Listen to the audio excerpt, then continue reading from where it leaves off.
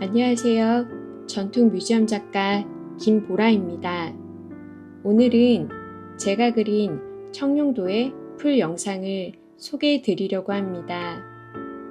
이 작품은 전통 미나의 상징적 존재인 청룡을 검은 바탕 위에 금분만으로 정제해 표현한 미나 작품입니다. 청룡은 동양에서 동쪽을 수호하는 사방신으로 여겨집니다. 또한 봄의 기운, 생명력, 새로운 시작의 상징이기도 합니다. 그래서 많은 옛 사람들은 청룡의 기운을 곁에 두고 자신과 집안의 평안과 번영을 기원했습니다. 제가 그린 이 청룡은 하늘을 날듯 꿈틀대며 구름을 가르고 여의주를 향해 몸을 틀며 날아오르고 있습니다. 용의 몸은 비늘마다 섬세한 선으로 정리되어 있고 그 흐름은 마치 숨결처럼 이어지는 생명선 같기도 합니다.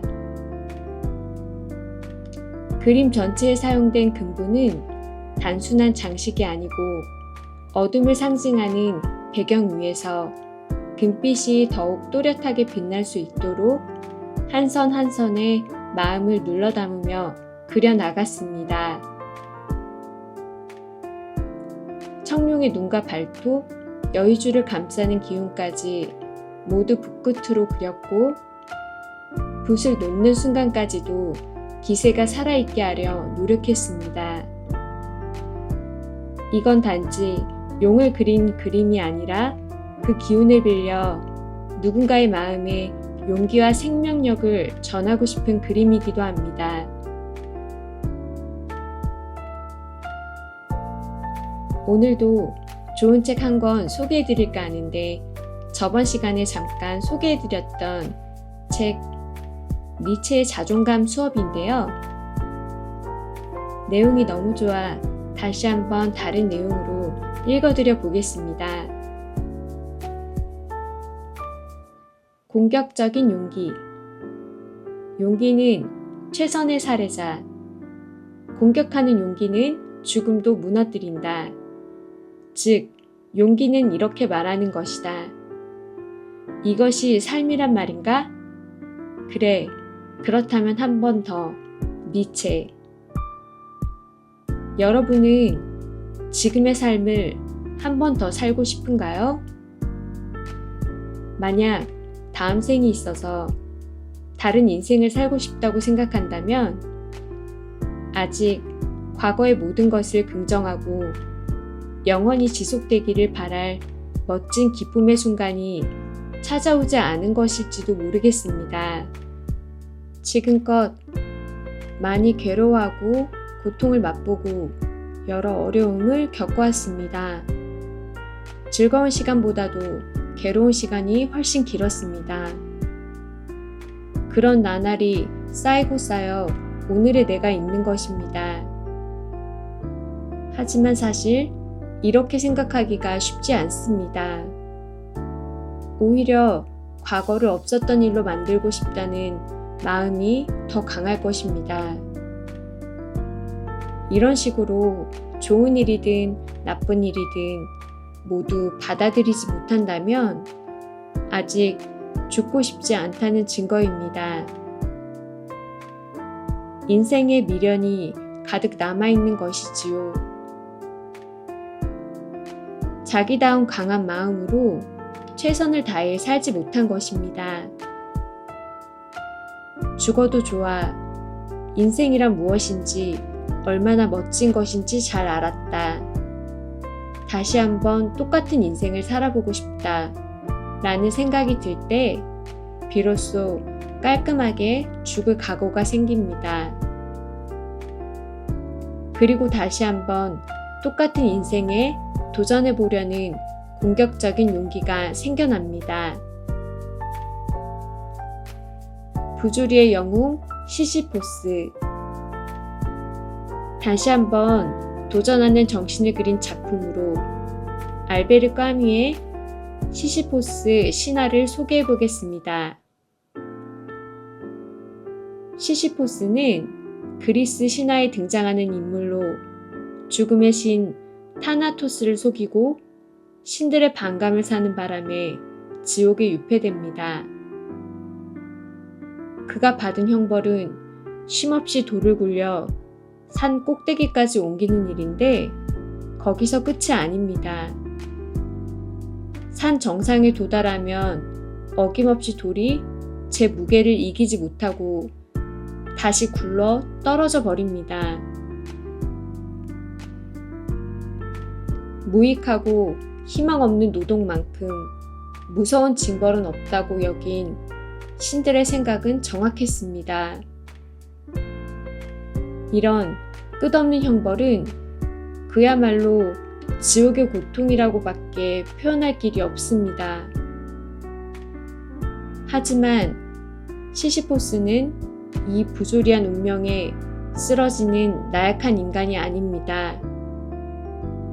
부조리를 자신이 선택한 운명으로 적극 받아들이고 그래 다시 한번 하며 돌을 옮겼습니다. 이 작품의 마지막은 다음의 문장으로 끝이 납니다. 나는 시시포스를 산기슭에 남겨둔다. 우리는 언제나 거듭 자신의 무거운 짐을 발견해낸다. 하지만 시시포스는 신들을 부정하고 바위를 들어올리는 고귀한 성씨를 가르쳐준다. 또한 그는 모두 다 좋다고 판단한다. 산 꼭대기를 향한 투쟁, 단지 그것만으로도 인간의 마음을 채우기에 족하다. 시시포스는 행복하다고 생각해야 한다. 알베르 까미.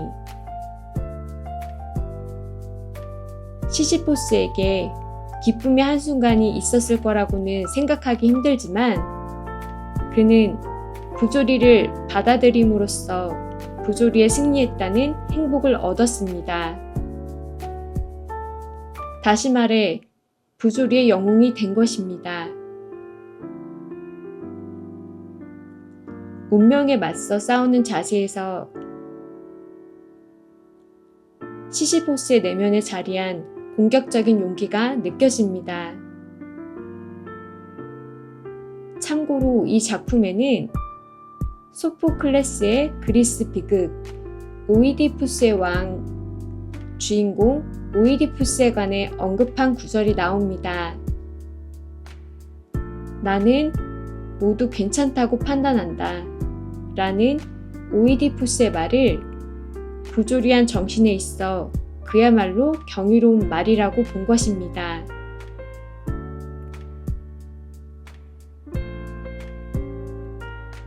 오이디푸스 왕은 기원전 430년경 고대 그리스에서 상영된 희곡입니다. 간략히 줄거리를 소개해 보겠습니다. 이야기의 무대는 테베라는 나라입니다. 이곳에 오이디푸스가 찾아옵니다.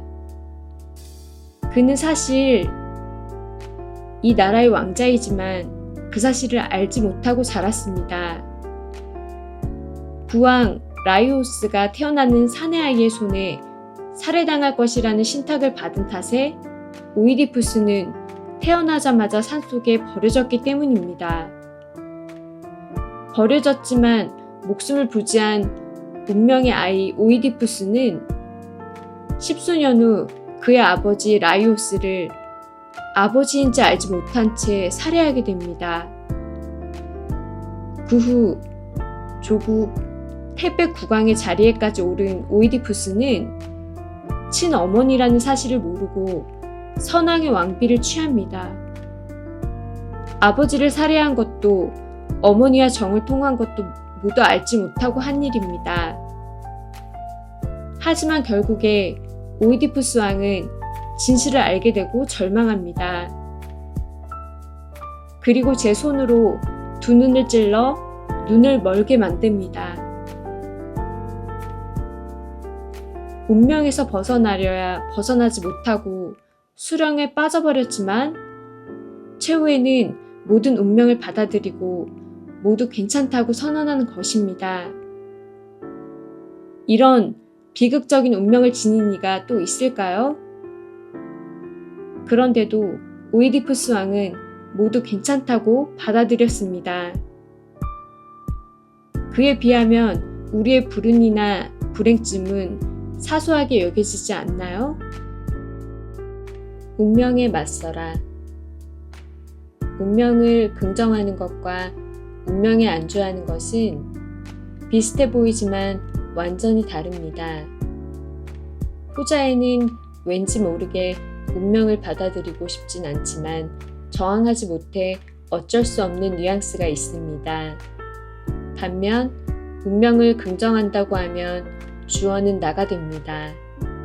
자신의 의지로 운명을 받아들이는 것이니 맞서는 이미지에 가깝습니다. 차라투스트라의 공격적인 용기도 이와 통하는 면이 있습니다. 본래 자기 운명의 좋고 나쁨을 결정하는 것은 자기 자신입니다. 반대로 말하면 자신이 어떻게 받아들이냐에 따라 운명의 좋고 나쁨이 결정된다고 볼 수 있습니다. 주위에서 아무리 불행하다, 불쌍하다, 불운하다고 해도 스스로가 이 운명을 선택한 것은 바로 나라는 생각으로 진취적으로 맞설 마음이 있다면 그것은 훌륭한 운명입니다. 가령 장애가 있는 자녀를 둔 부모는 그 운명을 저주할까요? 저는 그렇게 생각하지 않습니다. 모두 장애가 있는 자녀를 열심히 아끼고 사랑합니다. 태어나지 않았으면 좋았을 것이라는 생각 따위는 털끝만큼도 하지 않습니다. 태어나줘서 고맙다고 하며 가족이 힘을 모으고 주위의 도움을 빌립니다. 이 아이를 어떻게든 행복하게 해주겠다. 그러기 위해 무엇인들 못하겠느냐 라는 마음으로 육아에 최선을 다합니다. 저는 이런 강인함은 운명과 맞서면서 길러지는 것이라고 생각합니다. 한순간을 영원으로 여기는 감성. 마지막으로 한순간을 영원처럼 여긴다는 말이 어떤 의미인지 생각해 보세요. 평범하게 살다 보면 그것이 어떤 순간인지 다소 이해하기 힘들지도 모릅니다. 하지만 시인은 이런 감성을 갖고 있습니다. 아르티르 랭보의 지옥의 계절이라는 시에는 이런 구절이 나옵니다. 또 찾았다. 무엇을? 영원을, 바다와 하나 되는 태양을. 앞서 최고의 죽음에서 소개한 차라투스트라의 말과 공명하는 듯한 강렬한 구절입니다. 영원이라고 생각하는 한순간이 이런 느낌일지도 모릅니다.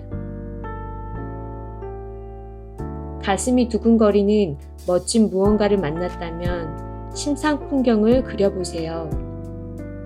그곳에 태양이 강렬하게 빛나고 있다면 틀림없이 영원으로 여겨질 한순간일 것입니다.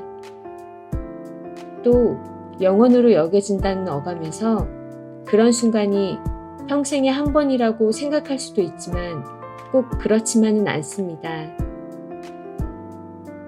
한순간이 영원으로 여겨지는 감성을 갖추는 것 자체가 중요합니다. 차라투스트라의 명언을 하나 더 소개하고 글을 마치겠습니다. 그대들 영원한 자들이여 세계를 사랑하라. 영원히 그리고 부단히 고통을 향해서도 사라져라. 하지만 돌아오라 라고 말하자. 모든 기쁨은 영원을 바라기 때문이다. 니체. 책의 내용은 여기까지입니다. 어떠셨나요? 오늘 청룡도의 풀영상 시청해 주셔서 감사드리고요. 이걸 보시는 모든 구독자분들, 당신 안에 잠든 기운도 청룡처럼 조용히 다시 일어나길 바랍니다. 세상 앞에 멋지게 날아오르기를. 감사합니다. 전통 민화 작가 김보라였습니다.